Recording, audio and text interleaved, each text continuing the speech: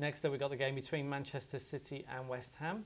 Manchester City have got a fantastic home record since Mark Hughes took over. 15 wins out of 21 games.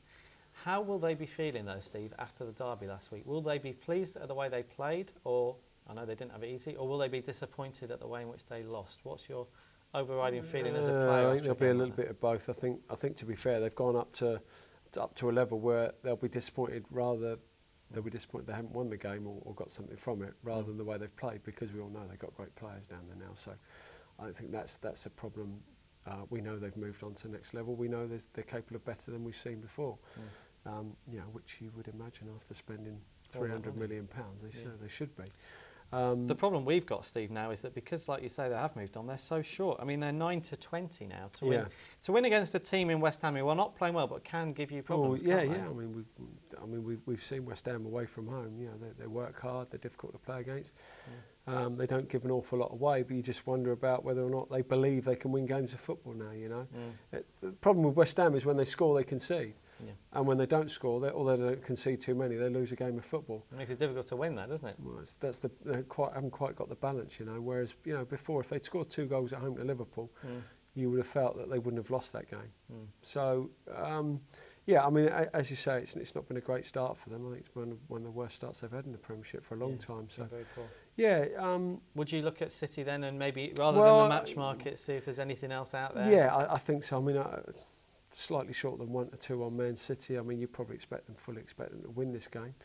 West Ham, I think, went to extra time in the week. And Man City were at home, so West Ham got another long trip again up north.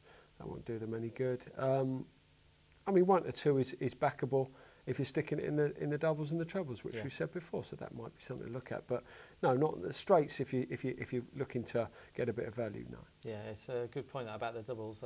City at home at 1-2, certainly something to look at if you double up or treble up. We've gone on City on the Asian handicap at 5-6. I think it's a good bet. That's all right, isn't it? Because with a -1 goal start, you'll get your money back if City win by a goal. And if they win by more than 1 goal, then you've got a winning bet. So that's not a bad price at all. The second bet is on Manchester City to be winning at half-time and full-time. Now, that's been the case in all 4 of their winning games this season. They've started matches very, very quickly.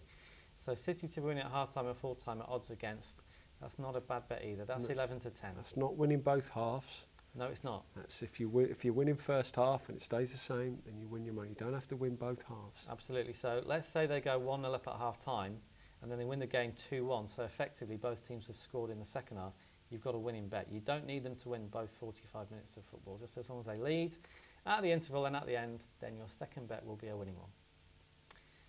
You're watching the Bet Republic Premier League preview show with me, James Eastham, and Steve Claridge. And after you finish watching the show, why not head over and check out everything else that the Bet Republic site has got to offer. You can set up your own profile and you can read all the latest football betting blogs. And if you want to place a few bets, you can simply click on the Bet UK link, which you'll find on the Bet Republic site.